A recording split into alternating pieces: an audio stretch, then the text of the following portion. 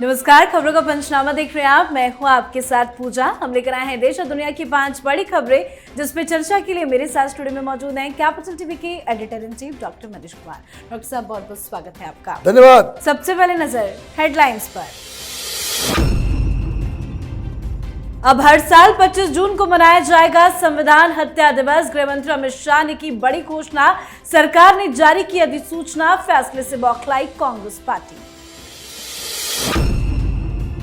अरविंद केजरीवाल को ED case में supreme court से मिली अंतरिम जमानत, लेकिन नहीं हो सकेंगे रिहा। तो वहीं राउज रेवेन्यू कोर्ट ने दिया बड़ा झटका। सीबीआई केस में 25 जुलाई तक बढ़ी न्यायिक हिरासत। केजरीवाल को मिली अंतरिम जमानत पर आम आदमी पार्टी में जश्न। आपने कहा सत्य परेशान हो सकता है, पराजित नहीं। तो बीजेपी बोली बेल का मतलब ये नहीं कि नहीं हुआ घोटाला, फौरन इस्तीफा दे केजरीवाल। आज 7 फेरे लेंगे मुकेश अंबानी के बेटे अनंत अंबानी। अनंत राधिका की शादी में लगेगा राजनीति का तड़का। ममता, तेजस्वी, लालू, स्टालिन होंगे शामिल। तो पीएम मोदी समेत बीजेपी के कई बड़े दिग्गज भी रहेंगे मौजूद। बाइडेन पर हावी बुढ़ापा। कमला हैरिस को ट्रंप तो जेलेंस्की को कह दिया पुतिन। अब राष्ट्रपति चुनाव में बाइडेन की उम्मीदवारी को लेकर उठ रहे सवाल। खबरों की शुरुआत में सबसे पहले बात मोदी सरकार के बड़े ऐलान की।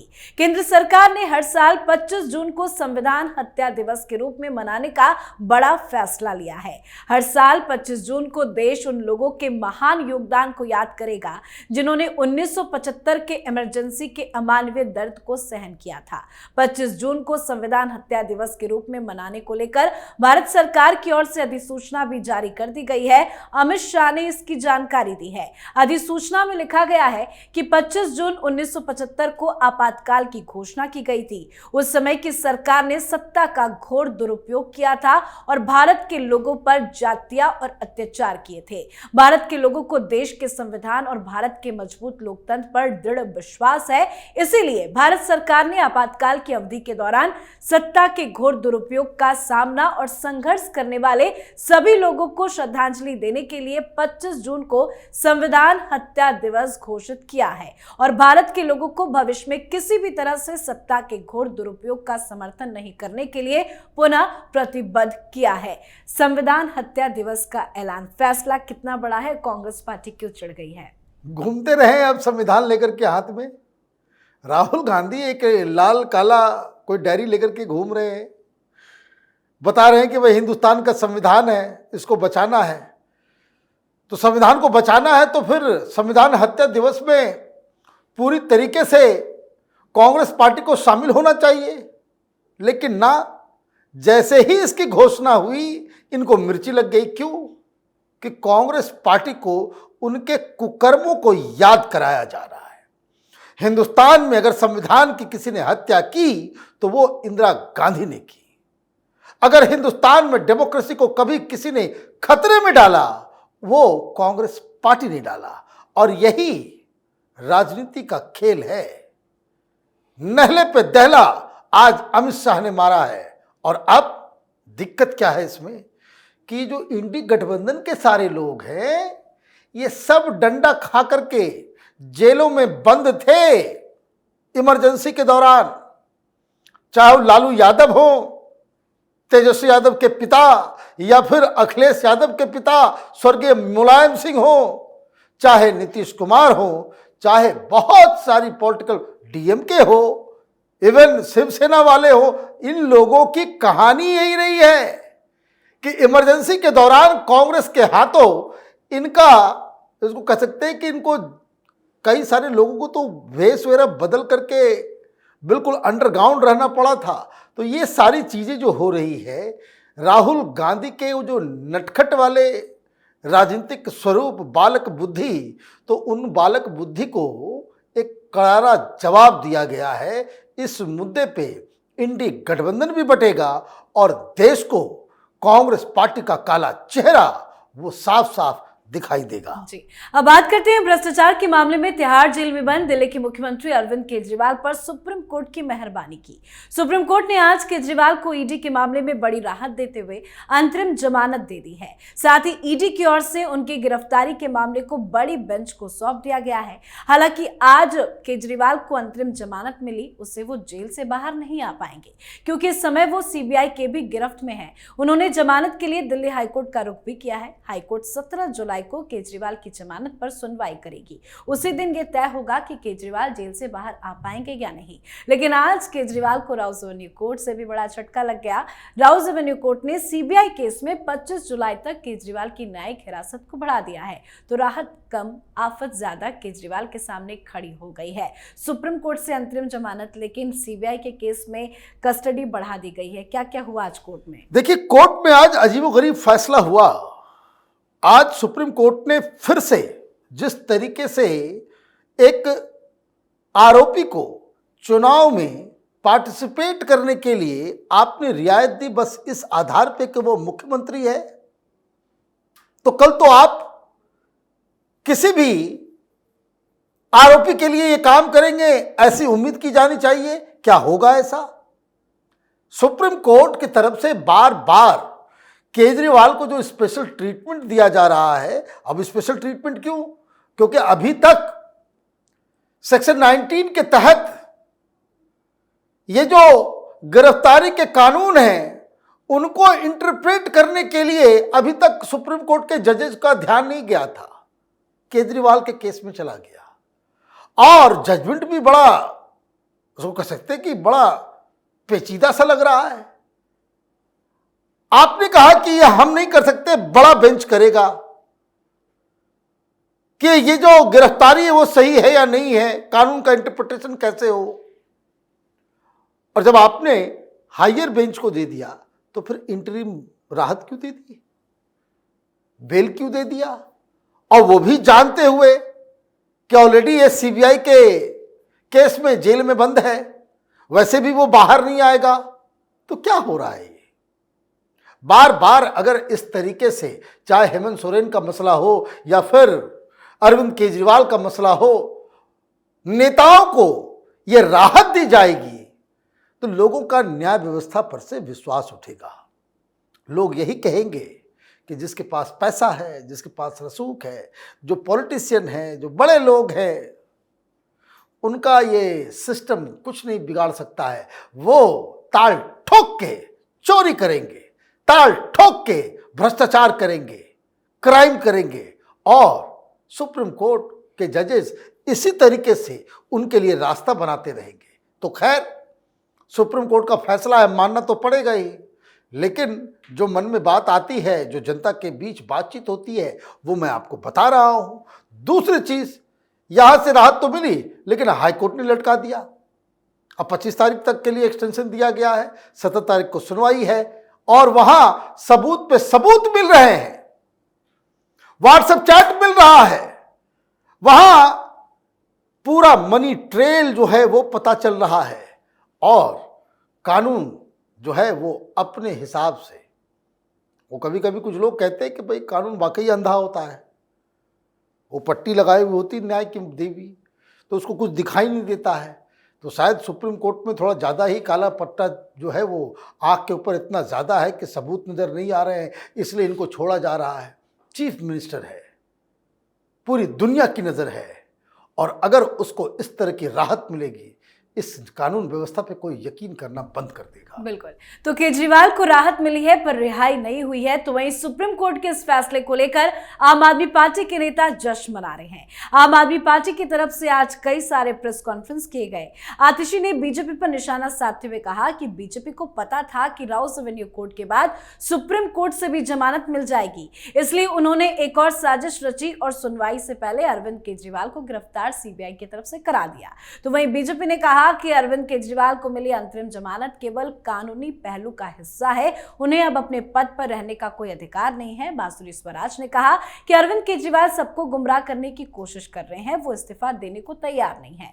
उनकी जिद दिल्ली में नीतिगत पक्षपात और संवैधानिक संकट पैदा कर सकती है। बीजेपी ने कहा कि केजरीवाल को मिली जमानत का मतलब ये नहीं है कि उन्होंने कोई घोटाला नहीं किया है। वाकई में जमानत का मतलब ये नहीं कि घोटाला नहीं हुआ, लेकिन आम आदमी पार्टी इतनी खुश क्यों हो रही है? भाई ये लोग बेशर्म किस्म के लोग हैं, कम से कम सच तो बोले। क्या क्या शर्त रख दिया, वैसे वो बाहर नहीं आ रहे हैं, केजरीवाल अभी बाहर नहीं आ रहा, तिहाड़ के अंदर ही है। और क्या शर्त लगाया गया है इंटरिम बेल में भी, आप अपने दफ्तर नहीं जा सकते, आप दिल्ली सेक्रेटेरिएट भी नहीं जा सकते। मतलब ऐसा अभागा मुख्यमंत्री तो हमने देखा नहीं कि आपको साफ साफ आपको राहत भी दी जा रही है और यह कहा जा रहा है कि तुम अपने दफ्तर नहीं जा सकते, अपने ऑफिस के आसपास भटक नहीं सकते, किसी फाइल पे साइन नहीं कर सकते। और जो इस केस से जुड़े हुए लोग हैं उनके साथ आप नजर नहीं आ सकते। तो ये तो आम आदमी पार्टी वाले कह रहे थे कि जनता की सेवा करने के लिए केजरीवाल बीच में आएंगे, जनता के बीच आएंगे, बहुत जल्द जेल के ताले टूटेंगे, केजरीवाल छूटेंगे। अब ये छूटने से क्या फायदा होगा? अगर इन्हीं शर्तों के ऊपर वो छूटेंगे तो इसका मतलब है कि मुख्यमंत्री होंगे नहीं, क्योंकि जो दफ्तर नहीं जा सकता मुख्यमंत्री, वो मुख्यमंत्री कैसा? तो कहने का मतलब क्या है? ये जो बांसुरी स्वराज जो कह रही है वो बिल्कुल सही कह रही कि बेल मिला है। कानून की नजरों में, सुप्रीम कोर्ट की नजरों में अभी भी ये गुनाहगार आरोपी हैं, इनको आरोप मुक्त नहीं किया गया है। चार्जशीट में सबूत मिल रहे हैं, व्हाट्सएप चैट दिखाया जा रहा है। तो ये आम आदमी पार्टी लोगों को बरगलाती है, अफवाह में डालती है और मीडिया वाले इसकी मदद करते हैं इन सब चीज को फैलाने में, भांति तरह के जो है अफवाह फैलाने में मीडिया उनका साथ देती है। लेकिन भारतीय जनता पार्टी से एक सवाल जरूर करना चाहिए, ये झूठ पे झूठ बोलता है, ये अफवाह पे अफवाह फैलाता है। आप लोगों के मुंह में दही जमी हुई है या आप लोग इतने ही नकारे हो, इतने ही बड़े बेवकूफ हो कि आप इसके झूठ का पर्दाफाश नहीं कर सकते?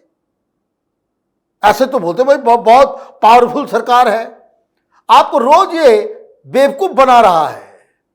मैंने this man Arvind Kejriwal is taking you for a ride for the last 12 years और आपको अभी तक अकल नहीं आई है? प्रेस कॉन्फ्रेंस करने से होगा। और यही कारण है कि इनके नकारेपन की वजह से केजरीवाल जैसे नेता दिल्ली में सरवाइव कर रहे हैं। जी, अब बात दुनिया की सबसे महंगी शाही शादी की। रिलायंस इंडस्ट्रीज के चेयरमैन और उद्योगपति मुकेश अंबानी के छोटे बेटे अनंत अंबानी और राधिका मर्चेंट आज आखिरकार शादी के बंधन में बंधने जा रहे हैं। 3 जुलाई से प्री वेडिंग सेरेमनी की शुरुआत हुई थी, जिसमें हर छोटी बड़ी सेरेमनी लाइमलाइट में रही और आज मुंबई के जियो वर्ल्ड सेंटर में ग्रैंड वेडिंग सेरेमनी है। यह दुनिया की सबसे महंगी शादियों में से एक होगी। 3000 करोड़ वाली शादी की चर्चा पूरे दुनिया भर में है। शादी के लिए राजनीतिक हस्तियों से लेकर हॉलीवुड, बॉलीवुड और खेल जगत के भी कई दिग्गजों को आमंत्रित किया गया है। कई खास विदेशी मेहमान भी पहुंच चुके हैं। आज प्रधानमंत्री नरेंद्र मोदी के भी अंबानी परिवार की शादी समारोह का हिस्सा बनने की संभावना है, तो वहीं कई राज्यों के मुख्यमंत्री से लेकर कई बड़े बड़े बीजेपी नेता भी शामिल होंगे। हालांकि राहुल गांधी, सोनिया गांधी ने शादी में शामिल होने से दूरी बना ली है। खुद अंबानी पहुंचे थे सोनिया गांधी के पास, इनविटेशन दिया था, लेकिन क्यों नहीं पहुंच रहे हैं राहुल? भाई किस मुंह से जाएंगे, किस मुंह से जाएंगे? ये अंबानी से रिश्ता कोई नया तो नहीं है सोनिया गांधी का। यूपीए की सरकार थी तो अंबानी के हवाई जहाज से कहां कहां जाया जाता था, कहां कहां राइड पे जाते, देश विदेश सब। ये किसी से छिपी हुई बात तो है नहीं। अंबानी के लिए कांग्रेस पार्टी ने क्या क्या नहीं किया, ये कोई छिपी हुई बात तो है नहीं। लेकिन क्या किया जाए, बेटा जो है बड़ा वाचाल है, दिन रात गालियां देता है। दिन रात गालियां देता है। पता नहीं वो मोहल्ले में होता है ना कि कोई ऐसा व्यक्ति जो हर चीज में गाली गलौज करता रहता है, और जब कोई समारोह होता है मोहल्ले में तो लोग उसको इनवाइट नहीं करते, इनवाइट करते भी हैं तो उसको जाने में बड़ा परहेज करना पड़ता है। तो ये शादी नहीं हो रही है, राहुल गांधी को चिढ़ाया जा रहा है। देखिए राहुल गांधी के चट्टे बट्टे जितने, वो कह रहे हैं कि बहुत पैसा खर्चा हो रहा है। भाई जिसके पास पैसा खर्च कर रहा है, भाई तुम्हारे से चोरी करके कर रहा है? ये केजरीवाल है कि जनता के पैसे से शीश महल बना ले? आपकी दिक्कत क्या है कि आपको छोड़ के सारे लोग बाराती में चले गए, है ना? सारे लोग चले गए, ममता दीदी भी चले गए, अखिलेश यादव भी चले गए, तेजस्वी यादव भी पहुंच गए। भाई तुम्हारे पास तो कोई बचा नहीं। What kind of leader you are? Just reflect. आप किस तरह का नेता हैं? इंडी गठबंधन का अपने आप को बड़का नेता आप समझते हो कि सबसे बड़े नेता, प्रधानमंत्री बनना, और आपके नाक के नीचे आप जिसे सबसे बड़ा दुश्मन अडानी और अंबानी को बताते हो, उसके घर पे मेहमान बनने के लिए लाइन लग करके पहुंचेंगे ये लोग। यही हकीकत है, लाइन लग के। इन लोगों के लिए अंबानी की शादी में जाना इज्जत को बढ़ाने जैसा है। और आप कोने में कहीं तो सुनने में तो कोई बता रहा है कि वो भाग लिए, 13 तारीख को आएंगे, वो लंदन वंदन गए कहीं पे। तो ये बताता है कि देश और विपक्ष भी वो किस तरीके से बढ़ रहा है, और ये राहुल गांधी किस तरह से घृणा में डूबे हुए व्यक्ति की तरह हर चीज में, जो कह सकते कि यही भाषा की वजह से तो नहीं जा पा रहे हैं। भाई कैसे आंख मिलाओगे, कैसे जाकर के मिलोगे कि भाई साहब आपको हम दिन रात गाली देते हैं लेकिन आपके यहाँ आए खाना खाने? तो ये तो पॉसिबल नहीं है। तो सोनिया गांधी को भी समझना चाहिए। तो खैर सोनिया गांधी समझ के भी क्या करेंगे, उनके हाथ में तो कुछ है नहीं। तो इट्स ए सेटबैक। शादी तो अच्छी हो ही रही है पूरी दुनिया में, पूरी दुनिया से लोग आ रहे हैं, और ये भारत का बढ़ता हुआ जिसको कह सकते कि प्रभुत्व, ताकत, वो पूरी दुनिया के सामने जो है वो प्रस्तुत हो रहा है। ये कुछ लोग कहते हैं हमारे पूर्वांचल साइड में कि कानी गाय की अलग बथान, तो वो जो राहुल गांधी है इनकी अलग कहानी है। आज की आखिरी खबर में बात सवालों के घेरे में बाइडेन की उम्मीदवारी की। अमेरिका में नवंबर में होने जा रहे अमेरिकी राष्ट्रपति चुनाव के लिए मौजूदा राष्ट्रपति जो बाइडेन की उम्मीदवारी खतरे में है। 81 साल के बाइडेन पर बुढ़ापा हावी हो रहा है, साथ में वो डिमेंशिया यानी भूलने की बीमारी से भी जूझ रहे हैं। डेमोक्रेटिक पार्टी के उम्मीदवार बाइडेन वैसे तो पूरा दमखम लगा रहे हैं, मगर उनकी याददाश्त और फिटनेस को लेकर सवाल लगातार खड़े हो रहे हैं। इसी बीच जब बाइडेन वाशिंगटन में एक कन्वेंशन सेंटर में अपने संबोधन के दौरान उन्होंने यूक्रेन के राष्ट्रपति जेलेंस्की को राष्ट्रपति पुतिन कह दिया। इतना ही नहीं, उन्होंने उपराष्ट्रपति कमला हैरिस को डोनाल्ड ट्रंप कह दिया। हालांकि अनजाने में ही सही, लेकिन बाइडेन अपने विरोधियों को एक बार फिर से ये मौका दे बैठे हैं कि वो उन्हें राष्ट्रपति पद की उम्मीदवारी से हटने के लिए दबाव बना सके। हालांकि बाइडेन का विरोध लगातार बढ़ता भी जा रहा है। पार्टी के ज्यादातर लोग उपराष्ट्रपति कमला हैरिस को प्रत्याशी बनाए जाने की मांग कर रहे हैं। क्या कुछ हो गया है बाइडेन को? बाइडेन को वही हो रहा है जो होना चाहिए, उम्र है, लेकिन क्या किया जाए? इनको बदला जाएगा, नहीं बदला जाएगा, ये बहुत बड़ा सवाल है। जो वहां इनकी पार्टी है उनकी तरफ से कहा जा रहा है कि हम नहीं बदलेंगे। अब नहीं बदला जाएगा तो मामला खराब हो जाएगा। CNN ने अभी प्रेसिडेंशियल डिबेट कराया था, उसमें भी ये भूल चूक कर रहे थे, और इस डिबेट में डोनाल्ड ट्रंप बहुत ही अच्छा प्रदर्शन कर रहे थे। और मैं आपको बता दूं, इस बार ऐसा लग रहा है कि डोनाल्ड ट्रंप बहुत ही कायदे से ये चुनाव जीतने वाले हैं। ये जो लिबरलिज्म, चाइनीज एजेंट, ये जो तमाम इस तरह के जो लोग हैं, वो इस प्रशासन में काफी, उसको कह सकते हैं कि साख उन्होंने पैदा कर दी है। अमेरिका में लोगों को समझ में नहीं आ रहा है, डेमोक्रेसी, लिबरलिज्म के नाम पे, ह्यूमन राइट्स के नाम पे जिस तरीके से अमेरिका आतंकवादियों का अड्डा बन रहा है, जिहादियों का अड्डा बन रहा है, जहां से एक तो इकोनॉमी खराब हो रही है, कोई ये जो सुपर पावर बनने का जो एक होता है कि भाई मोहल्ले का गुंडा बनने का जो आदत अमेरिका की रही है, वो शक्ति अब क्षीण हो रही है। उसका सबसे बड़ा कारण है कि बहुत ही वीक लीडरशिप। आप बताइए, आप जेलेंस्की को पुतिन कह रहे हैं, मतलब दिमाग में पुतिन ही चल रहा है आपके। आप ट्रंप कह रहे हैं, किसको? कमला हैरिस को। तो मुझे तो नहीं लगता है कि भाई ही इज मेंटली फिट कि वो अमेरिका के राष्ट्रपति बन सके। और अगर इस तरह का व्यक्ति राष्ट्रपति बनेगा तो चमचे और जालसाज किस्म के लोग जो पेंटागन CIA में बैठे हुए होंगे या इनकी पार्टी में बैठे हुए होंगे, वो इस तरह के सिचुएशन को एक्सप्लॉइट करेंगे। ये दुनिया के लिए खतरा बन जाएगा। तो बाइडेन साहब को चुनाव नहीं लड़ाने से वो दुनिया की भलाई होगी। सिर्फ अमेरिका का मसला नहीं है, अमेरिका का राष्ट्रपति जो है वो पूरी दुनिया के बहुत सारे मुल्कों का भी एक डी फैक्टो जो है वो लीडर होता है। और ऐसे पोजीशन में नाम भूल जाने वाले आदमी पता नहीं क्या कभी कभी वो गिर जाते हैं। और बहुत सारी ऐसी चीज़ें जो सामने आ रही है कि ऐसे तस्वीरें आ रही है सोशल मीडिया में कि जिसको मैं बता भी नहीं सकता कि क्या क्या वो गड़बड़ सड़बड़ कर रहे हैं। तो मुझे लग रहा है कि he is become a laughing stock. Trump साहब का सीन जो है वो बेहतर नज़र आ रहा है। अच्छा हो कि वो चुनाव से हटके कमला हैरिस को प्रेसिडेंशियल इलेक्शन में नाम आगे करें। बिल्कुल सर, बहुत बहुत धन्यवाद समझाने के लिए। धन्यवाद। खबरों का पंचनामा में आज के लिए फिलहाल इतना ही। देश विदेश की बाकी खबरों और उनके सटीक एनालिसिस के लिए देखते रहिए कैपिटल टीवी। हमें लाइक कीजिए, शेयर कीजिए और कैपिटल टीवी को सब्सक्राइब कीजिए। नमस्कार।